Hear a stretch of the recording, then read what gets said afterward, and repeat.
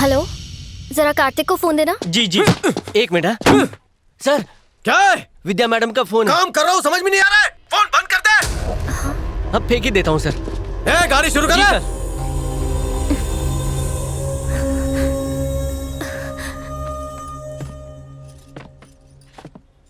जयपुर के ठाकुर साहब को भूल मत जाना। हाँ, भेज दिया। और हाँ, वो लखनऊ के यादव साहब। एक कार्ड अपने बेटे को भी भिजवा दीजिए अंकल। अरे क्यों मजाक कर रही हो बेटा? दूल्हे को कोई कार्ड भेजता है वाला? दोनों ही परिवार इस शादी को लेकर काफी खुश हैं, पर कार्तिक को दिलचस्पी नहीं है। क्यों, क्या बात है बेटा? तुम बहुत ज्यादा परेशान लग रही हो। परेशान तो होंगी ही ना अंकल, क्योंकि हमारी शादी तो हो रही है पर हम साथ नहीं है।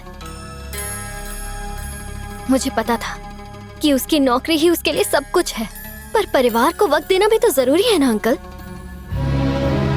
जब वो अपनी ही बहन की सगाई में मौजूद नहीं था तो आपको कितनी तकलीफ हुई थी। मैं ये सब सहन नहीं कर पाऊंगी अंकल, मैं ये शादी नहीं कर पाऊंगी। तुम फिक्र मत करो, मैं कार्तिक से बात करूंगी। नहीं, मत कीजिए। कार्तिक को सिर्फ एक ही फर्ज नजर आता है और वो है उसकी ड्यूटी, और वही उसकी मोहब्बत है। इस शादी से हम दोनों की जिंदगी तबाह हो जाएगी। मैं जा रही हूँ अंकल। सॉरी।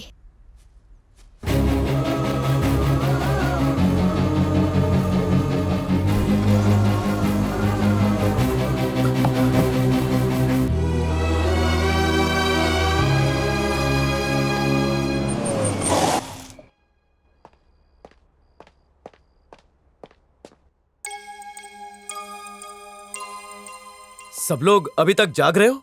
हाँ, बस थोड़ी उलझन में था। अब तक तो मुझे सिर्फ तुम्हारी ही फिक्र रहती थी, और अब इस बात का खौफ खाया जा रहा है कि कल को अगर मैं ना रहा तो तुम्हारी माँ क्या करेगी? वो अकेली दोनों बेटियों की जिम्मेदारी कैसे उठाएगी? बस यही फिक्र मुझे सता रही है।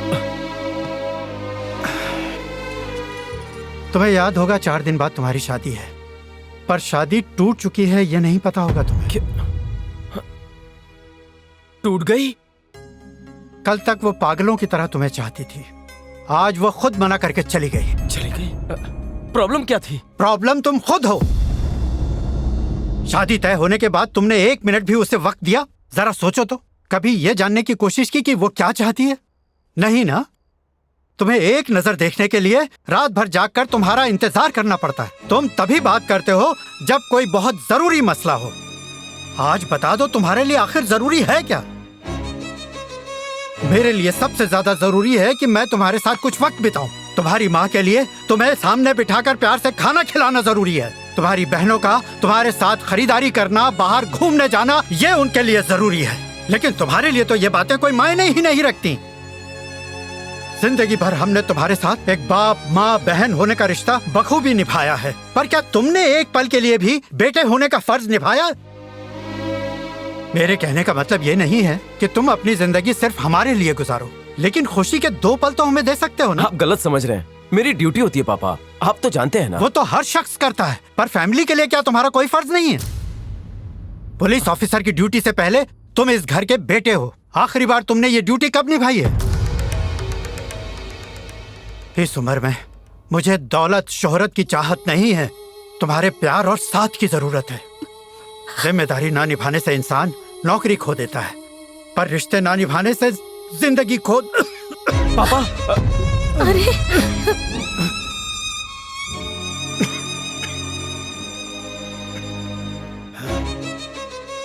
माफ करना बेटा, फालतू की बातें करके मैंने तुम्हारा वक्त बर्बाद किया। तुम दोनों जाओ, सो जाओ। तुम भी जाओ, सो जाओ। माफ करना बेटा, जाओ आराम करो।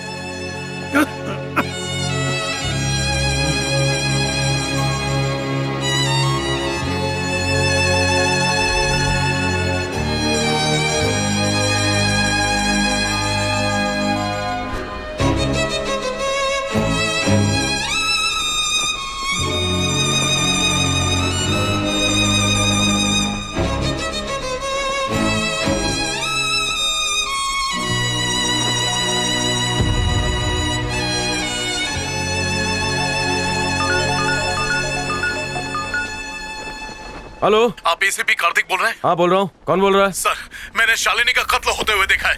तुम कहाँ हो? प्लानिटोरियम में। तुम बस वहीं पर रुको, मैं बस 10 मिनट में आ रहा हूँ।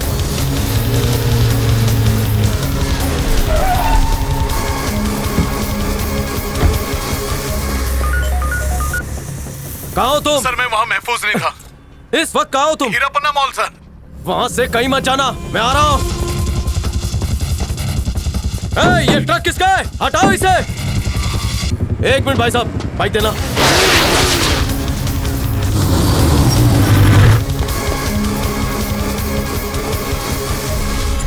Excuse me, Sandeep. No sir. Sorry. Hello. ए भटकती आत्मा किसके लिए भटक रही है? अबे कौन बोल रहा है बे? इरफान, हैवानियत का दूसरा नाम। तेरे हाथ गवाह नहीं लगेगा। इम्पॉसिबल। मेरे बारे में लोग अंदाजा लगा सकते हैं, मुझ तक पहुंच नहीं सकते। अबे लुक्के, आज 15 अगस्त है। अंग्रेजों के चुंगल से देश को आजादी मिली थी। आज तेरी रूह को भी आजाद कर दूंगा। हिसाब की किताब में रह। तेरे डर के लिबास को उतार कर उसका कफन बनाकर तेरा जनाजा निकाल दूंगा। तू तो गया, तेरी एक्सपायरी हो चुकी है, कंफर्म। तेरी तो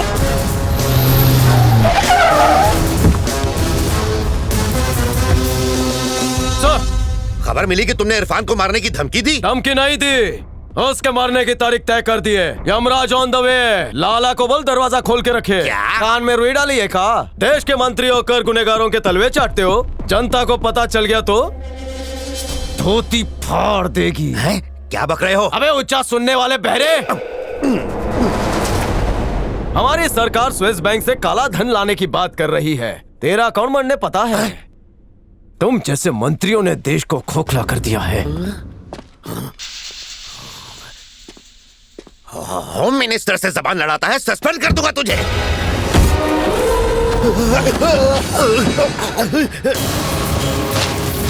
अरे पगार मिलती है ना तुम सबको, मेरी हिफाजत करो।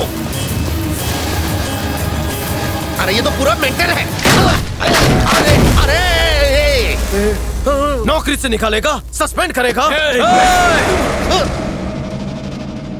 वर्दी पहनी है इसलिए मुझ पर लगाम लगी हुई है। जिस दिन ये लगाम हट गई, बेलगाम होकर तुझे सड़क पर दौड़ा दौड़ा कर ऐसी मौत दूंगा कि यमलोक कांप उठेगा।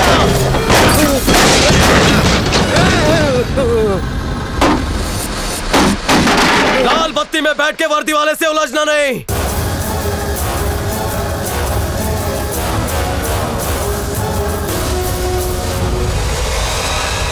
अरे लाला, तुमने दोनों बेटे पागल पैदा किए हैं क्या? क्या हुआ?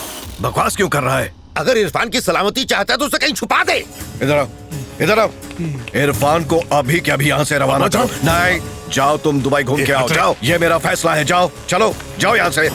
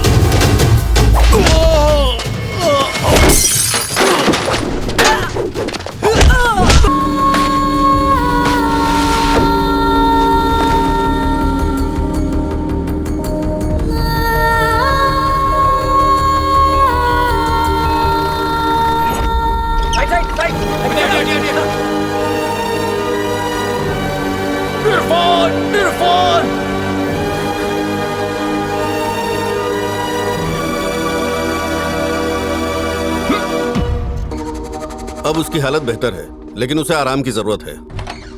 डॉक्टर, सर सर क्या कर रहे हैं आप? ऐसा मत कीजिए। ये क्या कर रहे हैं आप?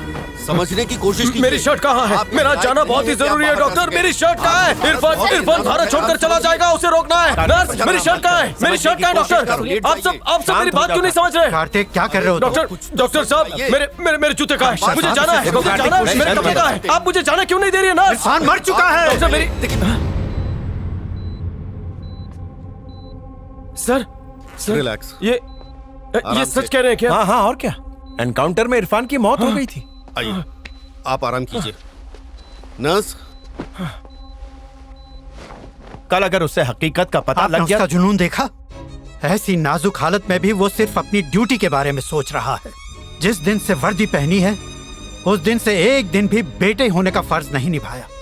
आपको अपने डिपार्टमेंट में कार्तिक जैसे और भी होनहार ऑफिसर मिल जाएंगे सर, पर मेरे खानदान का वो इकलौता वारिस है सर। प्लीज सर कुछ कीजिए। देखिए आप, मैं आपके हाथ जोड़ता हूं, प्लीज सर। ये क्या कर रहे हैं? प्लीज। पर मेरे खानदान का वो इकलौता वारिस है सर। प्लीज सर कुछ कीजिए सर, मैं आपके हाथ जोड़ता हूँ, प्लीज।